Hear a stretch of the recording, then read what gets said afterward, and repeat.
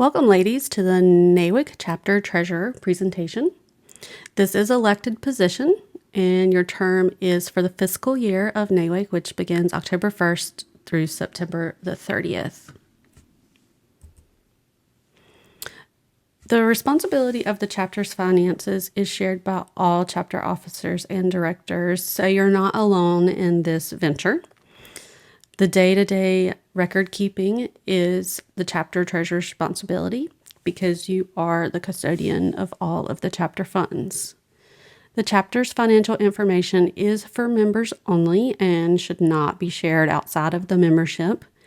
And the members outside of the board can request the financial information, but it should not be provided unless requested. You should tell the chapter president at each meeting the tally for the credentials of voting and non-voting members. You'll need the bank login information along with any bookkeeping software, meeting invitations, websites such as QuickBooks, Square, Eventbrite, PayPal, etc. The Treasurer's Handbook on the national website is a very valuable tool. I would suggest reading that if you want to become the treasurer or you have been elected the treasurer.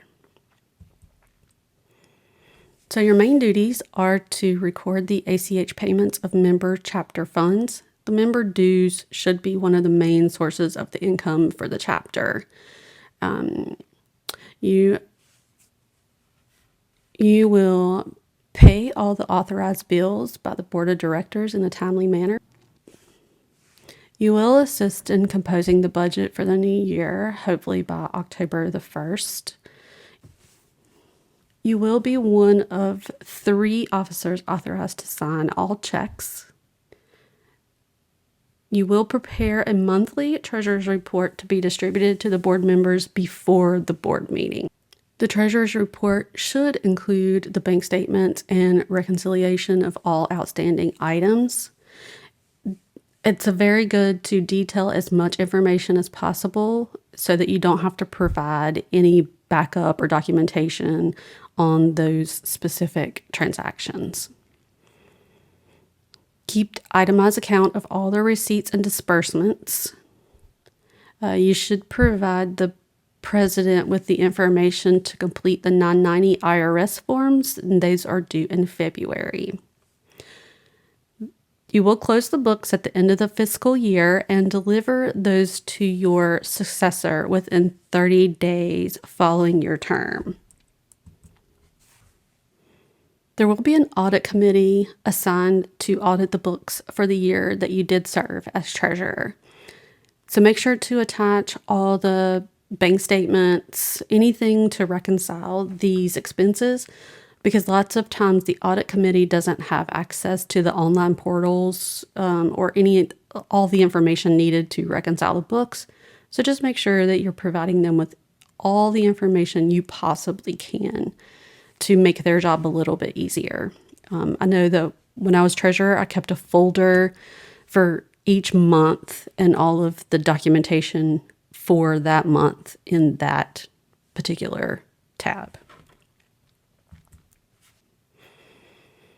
The chapter budget is created to know where your funds are coming from and where you're going to spend your funds, to know if you're going to be above or over your spendings in the year.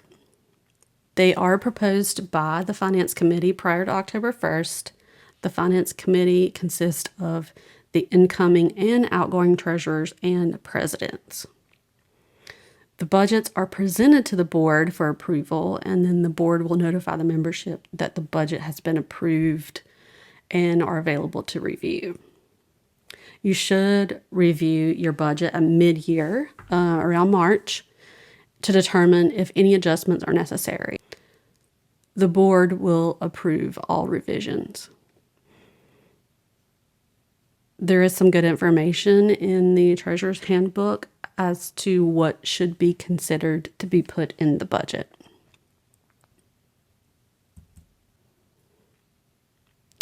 NAWIC must be very careful on how it spends and collects its money. There are specific rules and guidelines where money can and cannot come from. It is the chapter president's responsibility to file the 990 form with the IRS by February 15th for the preceding year. However, if the chapter president is not able to fulfill her duty, then it falls on the responsibility of the chapter treasurer to make sure that we are in compliance and the form is filed. The NAWIC office will collect, process, and remit the dues to the chapters for the renewing and new members. National deposits the funds into the chapter's bank account by ACH on the 15th and the 30th of each month. When they process that payment, they will email you a list of the members that have been renewed in the chapter and let you know how much they are paying for each of those members. It is a good practice to make sure the information is shared with the president and the membership chair so they will know who has renewed. You also want to keep this file with the financial records. The board must decide yearly to increase or decrease their portion of dues by each type of membership. So that's active, associated, retired, and student memberships. If a member decides to transfer to a new chapter, the national office must be notified. And if they move in the middle of the year, you may owe that new chapter funds for the dues that they've paid you for the full year. And vice versa, if they transfer to your chapter, you may receive funds that they have paid to the prior chapter. If they decide not to move their membership until the new fiscal year, then no payments will be due. And your chapter will record their credentials on your chapter's credentials until they have been transferred to the new chapter. The board does designate which bank the chapter funds are deposited. Most of the time, these have been set up for years. All checks are signed by the treasurer and the president and maybe one other person designated by the board. The bylaws direct the chapters to have at least 3 signatures on each account and 2 or 3 authorized to sign: the treasurer, the president, and one other person. A recommended bookkeeping system is a simple method of recording all income, cash receipts, and cash disbursements. QuickBooks is a really good tool for tracking all the finances of the chapter. And if you don't know Excel, I would recommend that you get a lesson because it is essential to helping with this bookkeeping. Chapter members can be reimbursed for expenses that they've incurred on behalf of the chapter.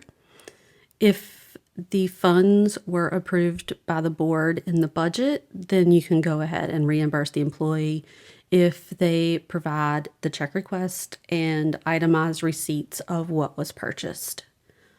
All the expenses should be reimbursed to the chapter member in a timely manner.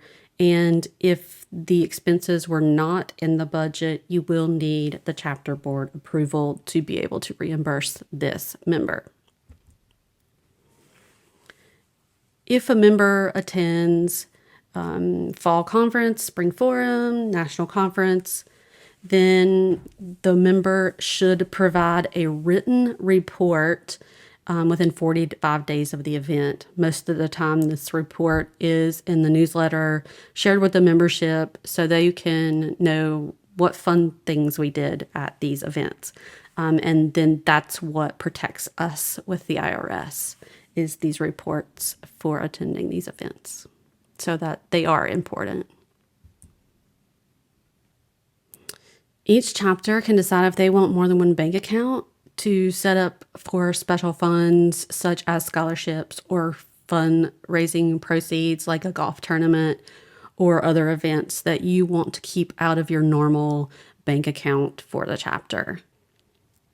Fundraisers are not tax deductible. The only contributions that are would be donations to or contributions to NEF or NFSF. An audit committee will be appointed by the chapter president at the end of the term, and it should consist of at least 2 or 3 board members and would not include the treasurer in this committee. The audit should be held at least annually, and the board may elect for it to be done more often. The outgoing treasurer is responsible for bringing all the audited records to that audit committee. And lots of times the audit committee doesn't have access to the bank statements or the bank logins, QuickBook logins. So it's very important that you do provide them with all the information that they will need. Usually the audit committee doesn't have access to bank logins and that type of information. So it's best for you to provide as much detail as possible so that they have no questions about where the money came from or is held. On a monthly basis, just make sure that you're balancing the checking account or bank accounts. You follow up on all checks that are outstanding for more than 60 days. You pay all the bills that are approved by the board. You deposit all the funds in a timely manner. In a timely manner just means make sure it's done before the closing of the current month. You don't want to deposit funds for a prior month in the current month. You will record all the ACH payments for the member chapter dues from the NAWIC office.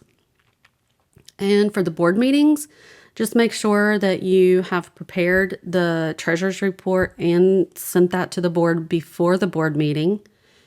You will ask the board for any unbudgeted items that may need to be approved. If the regional director requests a copy of the monthly reports, then you should forward that copy after it's been approved by the board. And you will list any of the expenses approved for payment or paid to the chapter. Be as detailed as possible. That way they don't have as many questions. The position of treasurer is extremely important to the chapter. But one of the most important things to keep in mind with this position or any position in the chapter is if you feel that you are unable to fulfill the obligations for any reason, speak to the board about resigning. It's much better to resign than to have the chapter's records fall into disarray. There is nothing to be ashamed of to resign. Life happens. People get busy. This is a volunteer organization. And if you haven't figured it out by now, the women in your chapter are there to support you. This is true with any board position. Thank you, ladies, for letting me be able to present this to you today. Hopefully this will help you in your transition to treasurer or let you know what the treasurer does. Thanks.